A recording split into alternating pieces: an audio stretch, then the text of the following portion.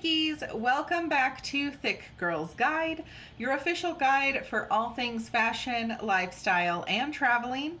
And in today's video, I'm going to be sharing with you the 10 things that I do not recommend for traveling and why. So without further ado, let's jump right into the video. Before we do, don't forget to hit that subscribe button and join the Thick Girl gang and give this video a thumbs up. Let's get into it.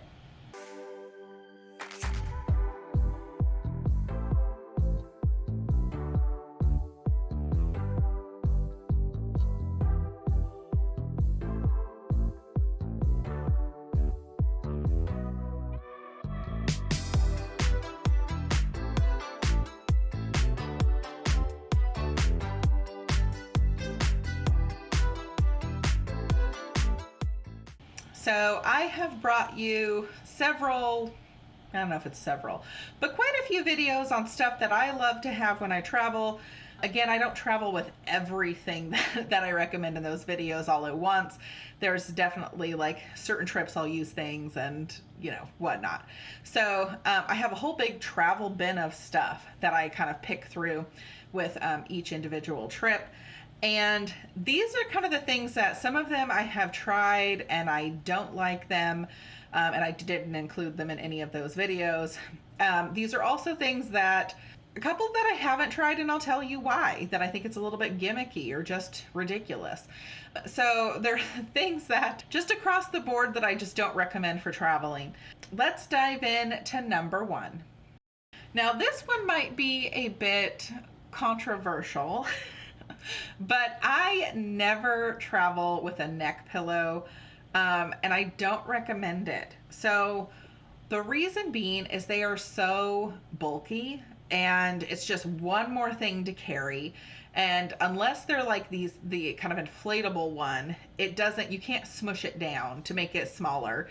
And you're only going to use it on your flight there and your flight back, and nowhere else in your trip are you going to use that thing. So I have never even bought one. I've never even attempted it because I know I will throw it in the trash because I'll get sick of carrying it. And I know so many people love neck pillows. So if it works for you and you like it, continue on. For me personally, I won't use it. I know I won't. I'll get irritated with it that I have to carry it around everywhere. So something I would use besides a neck pillow is if you dress in layers and you have like a hoodie or an overpiece, you can always kind of wad that up or fold it up and use it kind of as a pillow as well. I think that's a lot more functional because you can actually wear that piece later on your trip, and it's not something just taking up space and being super bulky and annoying. The next thing is I have seen, it's kind of like a pillow / blanket combo that a lot of influencers recommend. And the thing is with this pillow is when you take the blanket out, it's no longer a pillow. So it's kind of one or the other. But also I don't recommend bringing a blanket on board when you are traveling. Again, it's bulky. Maybe if you have a kid and they travel, it's kind of like their safety item, then that's another thing. But for a grown adult, I don't think you need a blanket.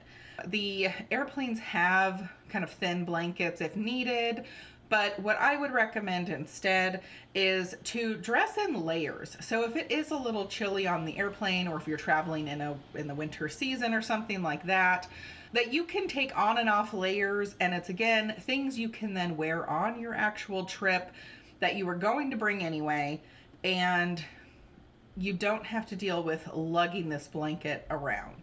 Again, I just think this is kind of one of the little bit ridiculous items for me personally that I would never ever purchase and never bring when I'm traveling. The next thing that I do not recommend are these rubber luggage wheel covers.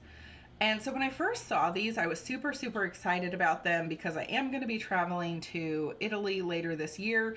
And in Europe, there's a lot of cobblestone streets that are very rough on your luggage wheels. And so I thought, oh, this is a great way to protect the wheels with those cobblestone streets when you're kind of dragging your luggage to your hotel.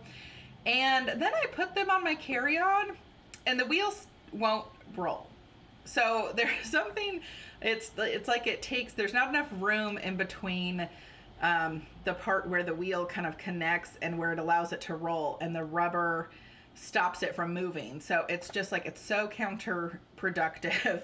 They are awful, to be honest. I have not been able to get them to work on any piece of luggage, which is super frustrating because I thought they were a great concept again, but when I tried them, they were awful. So I ended up sending those back. 0 out of 10, do not recommend. Just buy a quality piece of luggage or hope your luggage wheels don't break if you're going to be very rough on them.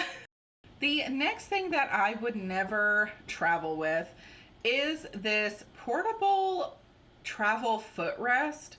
So you're supposed to like hook this thing, I think, around the tray table, and then it's supposed to allow you to put your feet up, kind of. I don't know. This thing just, I have not tried it, and I have seen several videos where it's recommended, and I just think it's ridiculous. For most flights, if you're on a shorter flight, like, you know, a couple hours, maybe up to 4 or 5 hours, this is not even necessary. The only thing that this could even potentially be necessary for would be a very long flight. Even then, I think it's just too much work. What are you carrying this thing around for? Like, I've never, ever, ever seen anyone actually use this. And so it's just one of those kind of gimmicky things, I feel. Again, if you've tried it and you love it, comment down below, but I think it's a little ridiculous personally. And again, never seen anybody use this thing. I don't think it would be useful or warrant, you know, packing it and taking up that extra room. The next thing that I don't recommend is probably going to be also controversial, which is packing cubes. So just regular standard packing cubes. When I get to my destination, I unpack my whole suitcase anyway. So I don't need it to be organized in there any particular way, really. And I think they're a bit like useless, to be honest. To me, they're taking up a little bit of extra room. Why are you packing and then packing again into the suitcase? To me, it just logically doesn't make sense. Some people love them. I don't. What I do use instead, though, and it's not so much for organization, but it's for compression. So compression packing cubes are a different story because those serve an actual purpose to me. They are kind of condensing and compressing the clothing and getting the air out of it so that you can have more room in your luggage and kind of fit more in there. You don't need one of those, you know, those like vacuum dryer bag things. Like, you don't have to hassle with all that stuff, because I'm not going to do that either. But compression packing cubes, again, it's just like, it's the initial zipper and then you zip it down even more where it just compresses it. So that's what I would use instead, and that's what I recommend instead of traditional packing cubes, which I personally think are just a waste. But again, to each their own. So if you love them, don't come for me. It's just my opinion. The next thing that I do not recommend packing is a ton of shoes. So shoes are the biggest and bulkiest items that you'll probably pack, especially if you have like a bunch of tennis shoes and stuff. That will take up your luggage space very quickly. So I definitely recommend to keep it down to a minimum of 3 pairs of shoes. You really don't need more than that when you think about it. One of which you will wear on the plane, wear your bulkiest pair on the plane, and then the smaller of the two, or smaller of the 3, into the either checked bag or carry-on. The next thing that I do not recommend for travel is any kind of like duffel bag or shoulder bag, anything like that. So whether you're doing carry-on only or you're using one of these as a personal item, I have been there, done that, and got the t-shirt and it kills your shoulder because those things are heavier than they look. Plus you're going to be carrying it for quite a long time. You're gonna have to walk a long ways with it. You know, the strap, if you wear it on one shoulder, it's, you know, causing pressure to that shoulder, digging into your shoulder. And then if you wear it crossbody, it's still doing the same thing. So wearing it crossbody makes it a little bit better and easier. But if you're just trying to throw it over one shoulder, it's slipping off all the time. It's just awful. I recommend instead using a backpack. Again, it allows you to be hands-free, The weight is distributed on both shoulders. It's a heck of a lot more comfortable and just easier in general. So that's what I have found to use instead of those kind of shoulder bags or duffel bags. If you're using like a duffel bag as a full-on carry-on, I would recommend to get one with wheels. They do sell it where it's kind of got like one of those like little luggage handles and it's got wheels on one side of it so you tilt it and go. That would be a lot easier to deal with than trying to carry this huge duffel bag full of stuff. Or just get a carry-on bag that works, that is also on wheels. Thank me later, because again, carrying that stuff through the airport is awful. The next thing that I will never travel with is my own towel. I'm not sure why people bring their own towels on most vacations, because if you're going on a cruise, they have towels that they will let you take off of the ship. They will charge you if you don't bring it back. But again, they will provide you with a towel. So there's no need for you to bring your own. If you're at like a hotel or something like that, again, they have towels. So if you're going to the pool or something, you could just take one of those towels. So I don't really understand why people want to bring their own towels. So comment down below. Maybe there's something I'm not thinking of. But I think it's, again, a waste of space to bring the towel when there's so many readily available.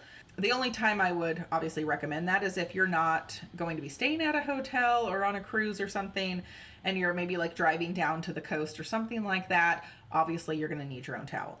But for most kind of circumstances, if you've got a hotel or a cruise, there's no need. So I don't recommend to bring one. The next thing that I don't recommend is this 4-in-1 travel dispenser bottle. So again, kind of similar to the luggage wheel covers, like this is good in theory because it has 4 separate little bottles in it, and then you just kind of move the nozzle to press down on and it'll pump whatever's in that little section out for you. I did buy these a couple of years ago and tried them out, and they were terrible. First of all, they're very like hard to hold and pump at the same time. Like it's like almost a two-hander. Second of all, when it does pump out, it's a tiny, tiny little drop. And I'm like, I would be here for 10 hours trying to pump enough shampoo into my hand or enough body wash into my hand to do everything. So it was just completely unrealistic. So they definitely, like, they need to work on this thing. Again, good concept, but the execution was terrible. Not recommended at all. Instead, I would just recommend just the standard kind of silicone reusable squeeze bottles where you can control the amount that you want. And or I also have featured these little tiny vacuum pump bottles for kind of like little stuff, like maybe like your face moisturizer, makeup remover, stuff like that, where you don't have to bring the whole big bottle, but you can fill this little thing up. Those work great as well. And the 10th and final thing that I do not recommend for travel, I see a lot of influencers saying that they'll use like eye patches and face masks on a plane. And I'm just like, but do you? Because I've never seen somebody bust out some eye patches and face masks on a plane in front of everyone. First of all, those things look ridiculous when you're doing it at home. Like you'll turn around and scare someone if you've got one of those crazy face masks on. But I know you're not using it on a plane. Okay, like, and if you are, you're like 1 in a million. Maybe to use at your destination if you have like, puffy eyes or something like that. I could see bringing it for that, but they're saying they use it on a plane, and I'm not going to use that on a plane. And I know 99% of you are not going to use that on a plane. Now, the good thing about this is if you do feel like you're going to use it at some point in your trip, they are very thin. And so it's not going to take up a ton of room. It's not the end of the world if you want to try it when you're there. But again, using it on a plane for in-flight, I don't believe you. Okay, no. But anyway, I think it's, me personally, I'm not even going to do that on my trip, to be honest. But also, I don't really have an issue with kind of puffy eyes or anything like that either. So if you do, then go ahead and bring them. But again, you're probably not going to be using it on the flight either, like these other people claim. So those are my 10 things that I do not recommend while traveling. Comment down below what else you don't recommend to use when traveling or bring when traveling, because I know there's probably got to be more than 10, but these are just kind of the ones that I feel most passionately about, I guess, to not use.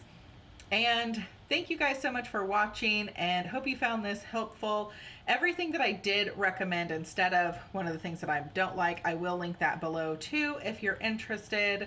And don't forget to hit that subscribe button, join the Thick Girl gang, and give this video a thumbs up. We'll see you next time. Bye, guys.